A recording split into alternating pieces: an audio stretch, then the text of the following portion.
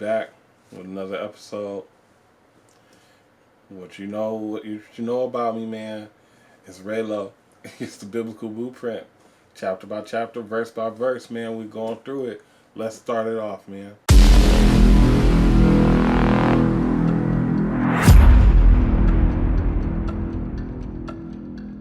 All right, welcome back to the biblical blueprint. Once again, I'm Reylo. Once again, we're going chapter by chapter, verse by verse, through the Bible, man. Right now, we're in chapter 21 of Genesis. We're in the book of Genesis. We have to begin in everything, right? And this message is called When Promises Are Fulfilled. When Promises Are Fulfilled. My question to you is, what promises are you still believing in? And what would it look like when it's time to celebrate? So, pretty much, in this chapter, chapter 21 of Genesis, Abraham finally has his son, the son that God had prophesied, and it happened at the time God said it was going to happen. So, let's go ahead and let's get into it, man. Let's see what the Word got to say. Genesis 21:1-34 ERV. The Lord came back to visit Sarah as he said he would, and he kept his promise to her. At exactly the time God said it would happen, Sarah became pregnant and gave birth to a son for Abraham in his old age. Abraham named his son Isaac. Abraham did what God commanded and circumcised Isaac when he was 8 days old. Abraham was 100 years old when his son Isaac was born. Sarah said, "God has made me happy, and everyone who hears about this will be happy with me." No one thought that I, Sarah, would be able to have Abraham's child. But I have given Abraham a son, even though he is old.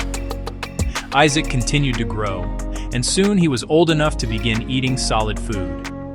So Abraham gave a big party. Sarah saw Hagar's son playing. Hagar was the Egyptian slave woman who gave birth to Abraham's first son. Sarah said to Abraham, "Get rid of that slave woman and her son. Send them away. When we die, our son Isaac will get everything we have. I don't want that slave woman's son sharing these things with my son Isaac." This upset Abraham very much. He was worried about his son Ishmael. "Don't worry about the boy and the slave woman. Do what Sarah wants. Your descendants will be those who come through Isaac. But I will also bless the son of your slave woman. He is your son, so I will make a great nation from his family also." Early the next morning, Abraham took some food and water and gave them to Hagar. She carried them and left with her boy. She left that place and wandered in the desert of Beersheba. After some time, when all their drinking water was gone, Hagar put her son under a bush. Then she walked a short distance away and sat down. She thought her son would die because there was no water. She did not want to watch him die. She sat there and began to cry. "What is wrong, Hagar? Don't be afraid. God has heard the boy crying there. Go help the boy, hold his hand and lead him. I will make him the father of many people." Then God allowed Hagar to see a well of water, so she went to the well and filled her bag with water. Then she gave water to the boy to drink. God continued to be with the boy while he grew up. Ishmael lived in the desert and became a hunter. He learned to shoot a bow very well. His mother found a wife for him in Egypt. They continued to live in the Paran desert. Then Abimelech and Phicol spoke with Abraham. Phicol was the commander of Abimelech's army. They said to Abraham, "God is with you in everything you do. So make a promise to me here before God. Promise that you will be fair with me and with my children. Promise that you will be kind to me in this country where you have lived. Promise that you will be as kind to me as I have been to you." And Abraham said, "I promise to treat you the same way you have treated me." Then Abraham complained to Abimelech because Abimelech's servants had captured a well of water. But Abimelech said, "I don't know who did this. You never told me about this before today." So Abraham and Abimelech made an agreement. Abraham gave Abimelech some sheep and cattle as proof of the agreement. Abraham also put 7 female lambs in front of Abimelech. Abimelech asked Abraham, "Why did you put these 7 female lambs by themselves?" Abraham answered, "When you accept these lambs from me, it will be proof that I dug this well." So after that, the well was called Beersheba. Abraham gave the well this name because it was the place where they made a promise to each other. So Abraham and Abimelech made an agreement at Beersheba. Then Abimelech and Phicol, his military commander, went back to the country of the Philistines. Abraham planted a special tree at Beersheba and prayed to the Lord, the God who lives forever. And Abraham lived as a stranger for a long time in the country of the Philistines.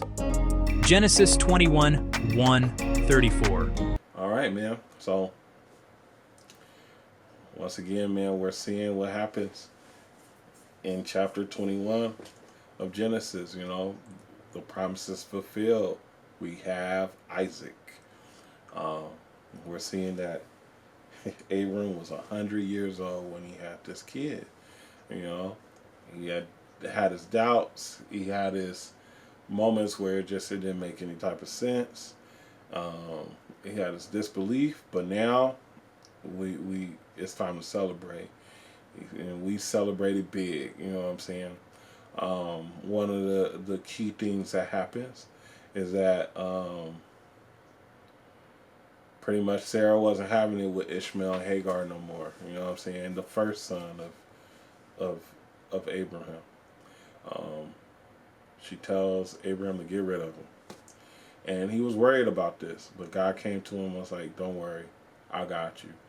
This is still, and we have not seen the last of Ishmael. Pretty much Ishmael is going to have his own branch of people come from up under him. You know what I'm saying? Ishmael is a divine conception, pretty much.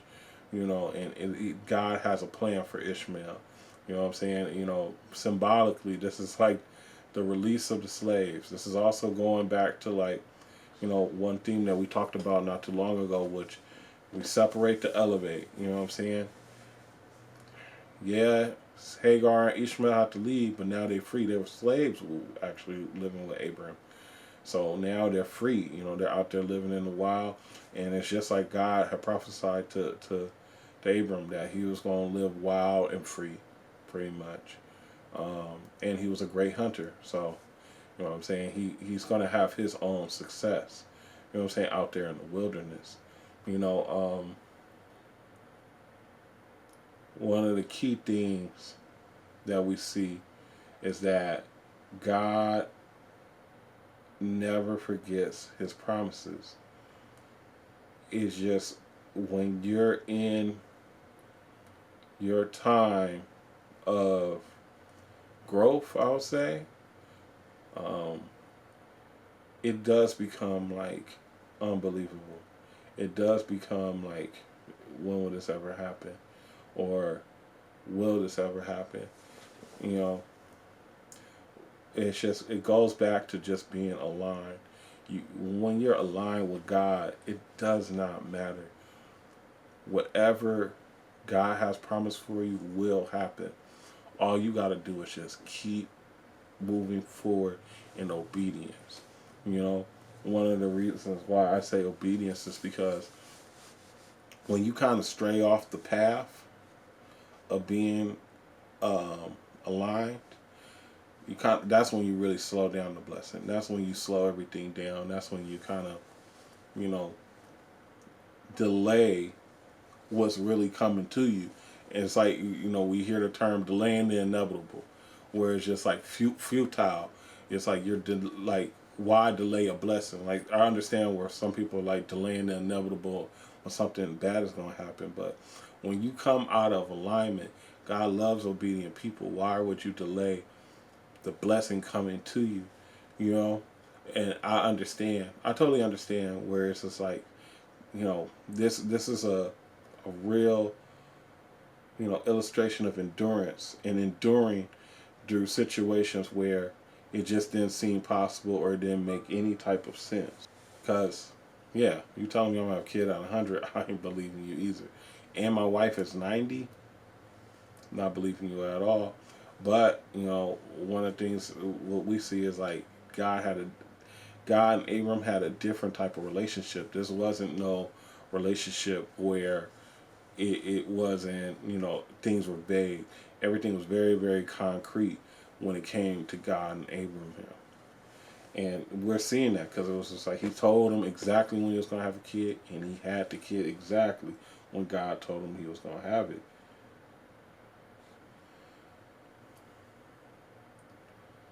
So, what having faith, right? This course can tie into personal things and business things. Like, I feel like in my lifetime, I delayed the blessing. I delayed my blessing. I was on a path of alignment, and I didn't realize I was on the path of alignment. It took me to really stray from the path to really come back and be able to tell you what the path looks like and what signs to actually see. It's one of the things that this is just a part of my life. And I've received divine protection over my life for I can come and actually tell you how to see the signs, right? One of the things that I can tell you about the signs, right, is when you're just straight up, is when you're in obedience, man. If you're following the way of God, praying, reading, you know what I'm saying, being hospitable to people, being merciful to people, not living in lust, not living in greed or in anger. When you're living in just true alignment, that's when you know you're on the path, because things start to look different. Problems get solved differently. It's everything is just totally different. When you come back and you start realizing how you used to think before and how you think now, you see a total difference. And that's why I can tell you that, when I was in alignment, of course I was young and I wasn't noticing that I was in alignment, but I was living in obedience. It was just, I was raised up as a church kid, and it was certain things where I just stayed obedient. I just did what I was supposed to do. And it wasn't until, I just went out there and tried certain things, and I got knocked off a track. One of the things about being in obedience, right, it doesn't look like everybody else's blessings. Everybody else, like Abraham is a great example. He having kids at 100 years old. If that ain't a blessing, I don't know what is. And then he's having it where his son, he already knows that he's giving a lot to his son. It's not like he's having a kid and he don't know what is in store and what he's going to leave behind to his son. He already knows what he's going to do. And honestly, just in my opinion, I feel when you have kids when you're older, it keeps you a little bit more lively.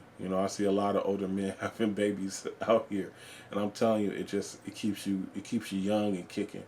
It's new energy that's around you constantly. So, I mean, and that's what I'm saying. Your blessing ain't going to look like everybody else's blessing when you're in true alignment.